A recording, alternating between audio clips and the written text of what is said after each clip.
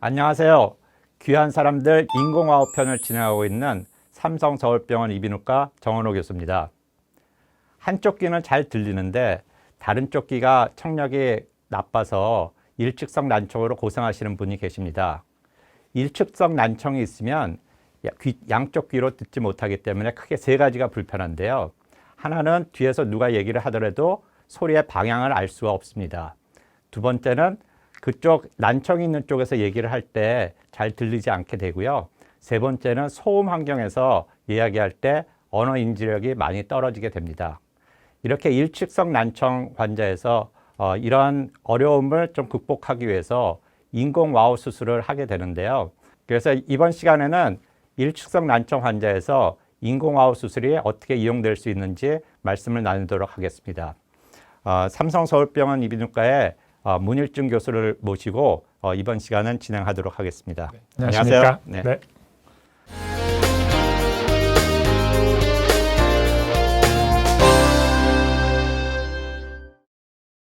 먼저 문일중 교수의 강의를 듣고 이야기를 나누도록 하겠습니다. 저는 오늘 일측성 난청에서의 인공와우 수술에 대해서 말씀드리고자 합니다.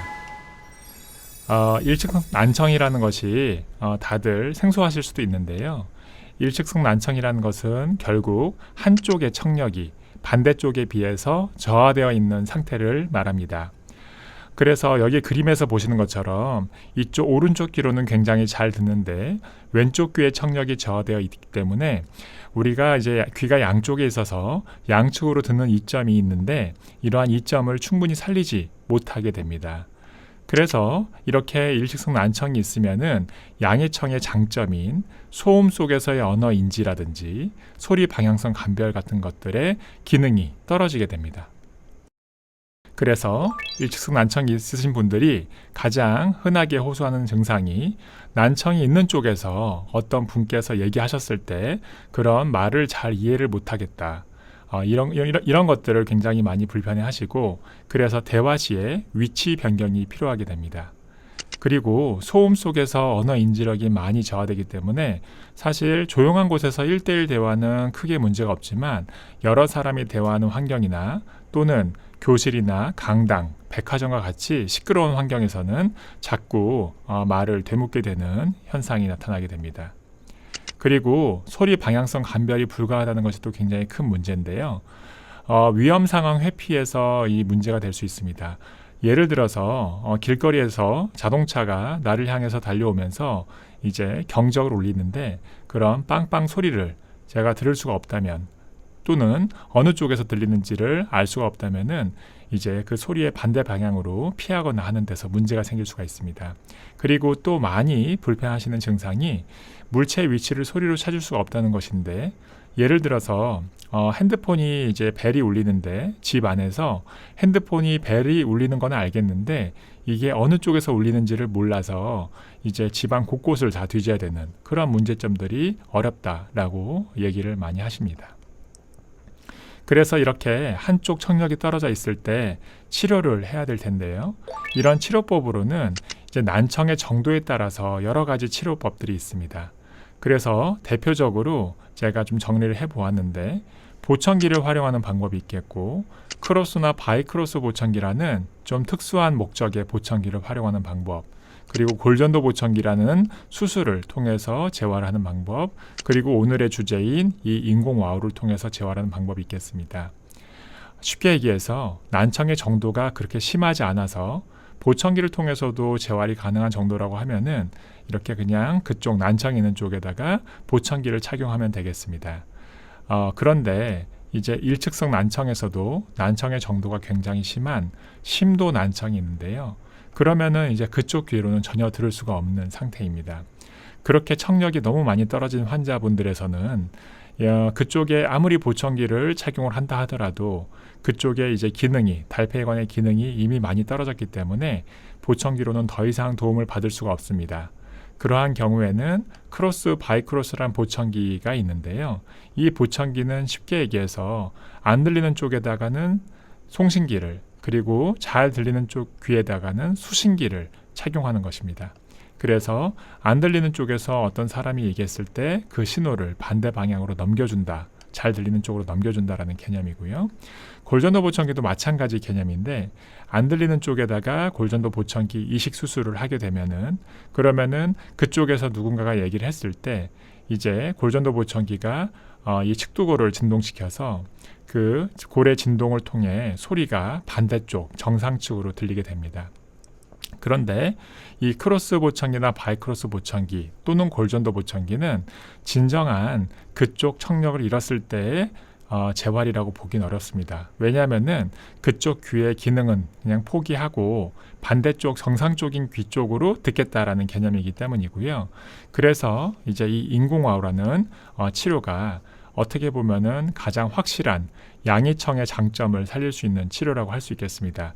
왜냐하면 청력이 너무 많이 떨어졌을 때 이 인공와우를 그쪽 귀에 저희가 착용을 함으로써 다시 난청 있는 귀의 청력을 어느 정도까지는 회복시킬 수가 있기 때문입니다. 그래서 방금 말씀드린 것처럼 일측성 난청에서 인공와우 수술이 필요할 때는 언제냐? 일측의 난청의 정도가 굉장히 심해서 보청기 등으로 재활이 어려운 경우라고 정리해 볼 수가 있겠습니다. 여기서 보시면은 이렇게 제가 그래프를 좀 복잡해 보이는 그래프를 두 개를 준비했는데요. 쉽게 얘기해서 빨간색 그래프가 이제 오른쪽의 청력을 의미하고 파란색 그래프가 왼쪽의 청력을 의미합니다. 그리고 여기에 이제 왼쪽에 여기 숫자가 적혀 있는데 0 데시벨이라는 이 데시벨입니다. 데시벨이 청력이 가장 좋은 상황을 의미하고요. 여기 110데시벨 정도까지 청력이 떨어지면은 거의 못 듣는 상태를 의미한다고 생각하시면 되겠습니다. 그러면 여기 요 청력도에서는 왼쪽 청력은 거의 정상인데 오른쪽이 청력이 거의 90데시벨 이상으로 많이 떨어져 있는 그런 상황이고 이쪽에서는 오른쪽도 떨어져 있지만 그래도 한 50데시벨 정도로 중도 난청 정도가 있는데 왼쪽은 굉장히 심한 고심도 난청이 있는 그래서 양쪽의 청력이 각각 다 난청이 있지만 대칭적이지 않은 난청이다 해서 이런 비대칭성 난청이나 또는 한쪽의 고심도 난청에서 우리가 이렇게 청력이 떨어진 쪽에다가 인공와우 수술을 한번 시도해 볼 수가 있겠습니다. 그래서 그렇게 인공와우 수술을 시행하고 나면은 실제 수술한 환자분의 청력도를 제가 한번 가져와 봤는데요. 이 정도로 듣게 됩니다. 즉 왼쪽 청력은 정상이었고요. 오른쪽 청력이 이렇게 110데시벨 정도로 거의 안 들리는 상황에서 인공와우 수술을 하고 난 다음에 한 30데시벨, 35데시벨 정도로 많이 올라간 것을 확인할 수가 있습니다. 따라서 인공와우 수술하면은 완전히 정상적인 왼쪽 귀만큼은 아니지만 그래도 상당히 어느 정도까지는 청력을 회복시킬 수 있겠다라는 것을 우리가 이 그래프를 통해서도 확인을 할 수가 있고요. 그래서 이렇게 수술이 잘 되고 나면은 난청이 있는 쪽에서 언어 인지력이 향상이 되게 됩니다. 따라서 우리가 화자의 위치를 신경 쓸 필요가 없어지는 거죠. 내가 만약에 오른쪽에 청력이 떨어져 있다라고 하면은 오른쪽에서 누군가가 얘기할 때는 항상 잘 안 들리기 때문에 내가 그 사람의 반대쪽으로 가서 나의 왼쪽 귀에 그 사람이 얘기할 수 있는 그런 상황을 포지션을 항상 만들게 되는데 이제 그렇게 위치를 신경 쓰고 불편하게 생활할 필요가 없다는 것이고요. 두 번째로는 소음 속에서 언어 인지력이 굉장히 좋아집니다. 그래서 인공와우 수술을 이렇게 일측성 난청 환자분들께서 하셨을 때 확실히 시끄러운 상황에서 되묻는 횟수가 감소했다라고 많이들 말씀하십니다. 마지막으로 소리 방향성의 감별력이 향상이 되는데요. 따라서 소리가 오른쪽 앞에서 들리는지 또는 왼쪽 뒤에서 들리는지 이런 것들을 조금 더 확실하게 알 수가 있기 때문에 물체의 위치도 소리로 찾을 수가 있고 어떠한 소리를 통한 위험 상황도 회피할 수가 있겠다라고 생각할 수 있겠습니다. 그런데 모든 경우에 이렇게 좋은 결과를 얻을 수 있는 것은 아닙니다. 왜냐하면은 이제 인공와우의 예후라는 것은 난청의 기간에 따라서 굉장히 달라지기 때문인데요. 그래서 저희가 일반적으로는 그쪽 귀가 완전히 안 들린 상태에서 한 10년 정도가 지나고 나면은 이제 뇌 세포들이 많이 퇴화하기 때문에 인공와우 수술을 해준다 하더라도 예후가 조금 떨어질 수 있다라고 설명을 합니다. 일반적으로 난청 발생 후에 10년 이내면 좋은 예후를 기대하고 사실은 이런 난청의 기간이 짧으면 짧을수록 예후는 좋습니다. 그래서 일반적으로 한 2년 이내에 수술을 하게 되면은 굉장히 대부분의 모든 사람들께서 잘 듣게 됩니다. 그리고 이 인공호흡 수술이라는 것이 사람마다 예후가 다르고요. 그게 이제 수술이 똑같이 잘 된다 하더라도 수술 후에 재활에 대한 의지라든지 아니면은 매핑이나 재활 과정에서의 여러 가지 이슈들이 사람들마다 다르기 때문에 예후가 달라질 수가 있고 따라서 어떤 분들은 기대치보다 훨씬 좋은 결과를 보이는 반면 어떤 분들은 뭐 너무 기대치가 높아서 그럴 수도 있겠지만 기대치보다는 좀 못한 결과를 보이기도 합니다. 그래서 기본적으로는 일측성 난청이 발병하고 만약에 인공호흡 수술을 고려하고 있다고 하면은 수술 시점이 빠르면 빠를수록 즉 난청 기간이 짧으면 짧을수록 예후가 좋다라고 생각하시면 되겠습니다. 그래서 이제 우리가 이런 예후와 더불어서 또 수술을 결정할 때 고려해야 될 사항이 여러 가지가 있습니다. 첫 번째는 물론 비용이겠죠. 인공호흡 기기가 상당히 고가의 기기다 보니까 이 비용이 보험 적용이 되지 않으면 굉장히 많이 드는데 양쪽 난청이 심할 때는 건강보험 적용이 되지만 이렇게 한쪽만 난청이 심한 경우에 인공호흡 수술을 받겠다고 하면은 건강보험 적용이 되지 않습니다. 따라서 비용이 상당히 많이 들게 되고요.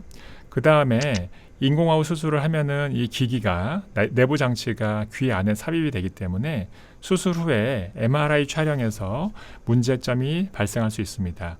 하지만 최근 인공호흡 기기의 기술적 발달 때문에 이제 대부분의 인공호흡 기기는 3테슬라 MRI까지는 아무런 무리 없이 촬영이 가능합니다. 하지만 그렇다 하더라도 인공호흡 기기에 자석이 조그마한 게 들어가 있기 때문에 그 자석 주변으로 약 8cm 정도는 까만 음영이 발생하기 때문에 만약에 인공호흡 기기를 이식한 쪽에 뇌의 병변을 정확하게 파악하고 싶다라고 하면은 이 자석을 빼는 수술을 하고 그 다음에 MRI를 찍어야 됩니다.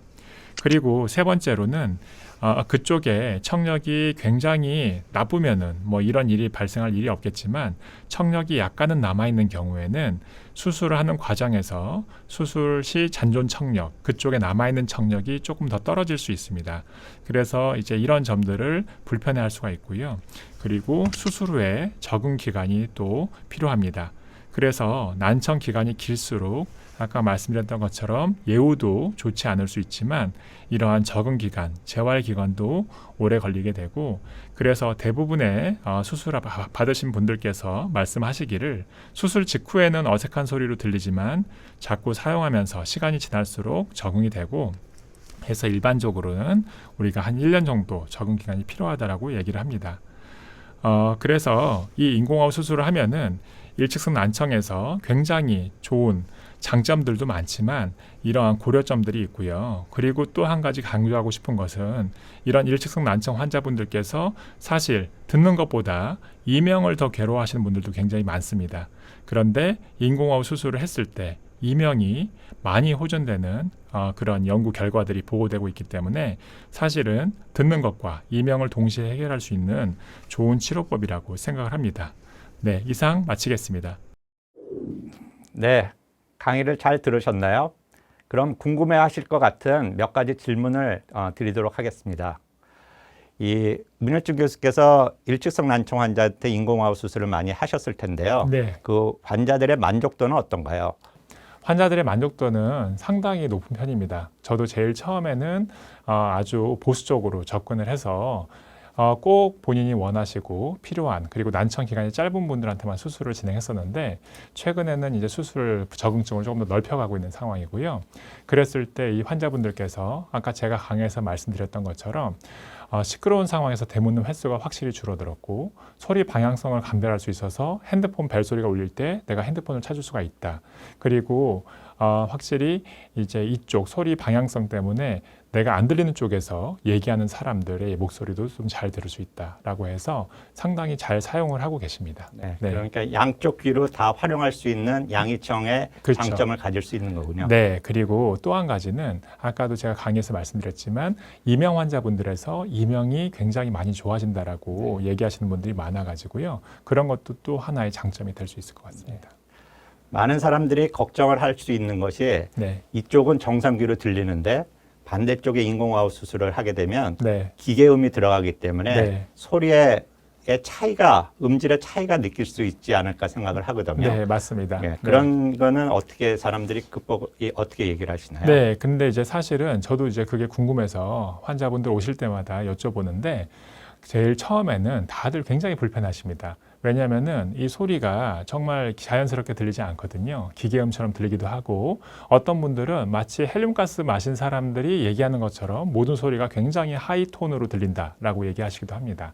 그런데 인공화호 기계를 꾸준하게 착용하고 하루에 적어도 8시간 이상 착용을 하고 뭐 3달, 6달 이렇게 시간이 지나다 보면은 그러면은 굉장히 많은 분들이 갑자기 소리가 자연스러워졌어요. 지난번보다 훨씬 들을만 해요라고 얘기를 하시고 그 다음에 한 1년 정도 지나면은 거의 양쪽에서 들려오는 음질의 차이가 많지 않다라고 얘기를 하십니다. 그래서 결국 우리 뇌가 적응해 나가는 것 같습니다. 그거를 이제 뇌 가소성이라고 우리가 얘기를 하는데 뇌가 어떤 기계음이 들어오더라도 그 소리에 대해서 적응을 하면서 네. 실제로 처음에는 기계음이지만 그게 원래 듣던 음하고 거의 비슷하게 가는 과정이 뇌에서 이루어지고 있다는 걸 알 수 있겠네요. 네, 그런 것 같습니다. 그래서 이제 마지막으로 거의 완벽하게 적응이 되고 나면은 마치 상대방이 두꺼운 커튼 뒤에서 얘기하거나 아니면 입을 살짝 가리고 얘기하는 것 정도로 살짝 먹먹하게 들리지만 그렇게 기계음처럼 들리진 않는다라고 얘기를 하십니다. 네. 네. 그럼 두 번째 질문은요. 우리가 신생아 선별검사나 이런 거를 통해서 애들이 태어났을 때 일측성 난청으로 진단을 받는 경우가 상당히 있거든요. 그래서 그런 소아인 환자에서 일측성 난청은 어떻게 처리를 하면 좋을까요? 그 이제 사실은 난청 선별검사에서 이제 통과를 못해서 저한테 오시면은 저희가 정밀청력 검사를 하게 됩니다. 그래서 뇌파 검사 등을 통해서 정확하게 청력을 확인해 보고요. 청력의 정도가 심하지 않으면은 뭐 지켜볼 수도 있겠고요.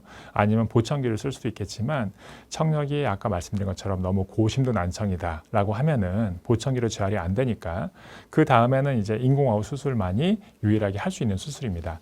하지만 이제 이 아이들에서 저희가 CT나 MRI 등을 통한 검사가 꼭 필요한 이유가 이 아이들이 청신경에 저형성 또는 무형성과 같은 굉장히 심한 레이 기형이 있을 수가 있거든요. 근데 그렇게 기형이 심하다 보면은 인공화호 수술했을 때 예후가 굉장히 안 좋기 때문에 사실은 인공화호 수술을 하는 게 큰 의미가 없을 수 있습니다. 그래서 한쪽의 청력이 안 좋은 성인에서 돌발성 난청이 온 거 말고 이렇게 신생아에서 한쪽 청력이 안 좋을 때는 성인과는 좀 다르게 접근해야 될 것 같고 CT, MRI 등을 통해서 청신경에 문제가 없다는 걸 확인한 다음에 그 다음에 이제 인공화호 수술에 대해서 다시 고려해 봐야 될 것 같습니다. 근데 아직까지는 이 성인에서 듣던 귀가 갑자기 안 들려서 일측성 난청이 된 다음에 인공화호를 했을 때는 결과가 좋은 게 많이 밝혀져서 거기에 대해서는 적극적으로 권해드리지만 지금처럼 신생아 때 한 번도 들은 적이 없는 귀에다가 할 때는 상당한 조심성이 좀 필요할 거라고 생각이 듭니다. 그래서 그런 거는 우리 전문가 선생님과 상담을 많이 해서 거기에 대해서 수술을 할지 안 할지를 결정해야 될 거라고 생각합니다. 네, 맞습니다. 네. 세 번째 질문은요. 강의에서도 나왔지만은 일치성 난청 환자들한테 인공화호 수술은 건강보험이 되지 않잖아요. 예, 맞습니다. 그러면 약간 좀 비용이 들 것 같은데 어떤가요? 사실 이제 저도 비용에 대해서는 정확히 모르지만 일반적으로는 이제 선별급여라고 해서 이렇게 보험이 되지 않을 때는 이제 건강보험공단에서 20% 정도만 지원을 받고 나머지 80%의 수술비와 재료비를 이제 환자 본인이 부담하게 됩니다. 그 액수가 사람들마다 약간씩 다르긴 하지만 대략적으로 1,800만 원에서 2,000만 원 정도 수준이니까 굉장히 부담되는 가격이면 틀림없습니다. 그래서 이제 그 가격적인 부담이 있으니까 이 점을 인공화호 수술을 할 때는 고려를 하셔야 될 것 같습니다. 근데 가끔 요즘 보면 실비보험이 많이 돼서 가끔 실비보험으로 이렇게 커버되는 보험들이 있는 것 같더라고요. 그러신 분들도 몇 분 계셨습니다. 실손보험이나 그런 거에서. 그래서 혹시 실손보험, 실비보험을 가지고 계신 분들은 인공화호 수술의 대상이 되는지 그런 거를 한번 확인해 보는 것도 비용 절감에 상당히 도움이 될 것 같습니다. 네, 그런 것 같습니다. 네, 이번 시간에는 일치성 난청 환자에서 인공화호 수술이 얼마나 도움이 되는지에 대해서 말씀을 드렸습니다. 요약을 하면 일측성 난청 환자에서 인공화호 수술을 하면은 양의의 장점을 갖는 청력을 가질 수 있으므로 소음 환경에서 음 분별력이 좋아진다든지 소리의 위치를 파악하는 방향성이 상당히 좋아지게 됩니다. 둘째는 일치성 난청에서 인공와우 수술의 예후는 난청의 지속 시간에 따라서 달라지므로 수술 전에는 전문가와 충분한 상담을 해서 예후가 좋은지 나쁜지를 한번 확인하는 것이 중요하겠습니다. 셋째는 현재 일치성 난청에서 인공와우는 건강보험이 되지 않는다는 것도 알아두시면 좀 도움이 되겠습니다. 지금까지 인공와우 편을 13편에 걸쳐서 방송을 드렸는데요. 전반적인 정보에 대한 지식을 공유 드린 것 같습니다. 그래서 오늘을 마지막으로 인공와우 편을 마무리 지으려고 합니다. 귀한 사람들에서는 다른 귀질환에 대해서 준비 중에 있습니다. 많은 성원을 부탁드립니다. 그동안 시청해 주신 여러분께 감사드립니다. 감사합니다.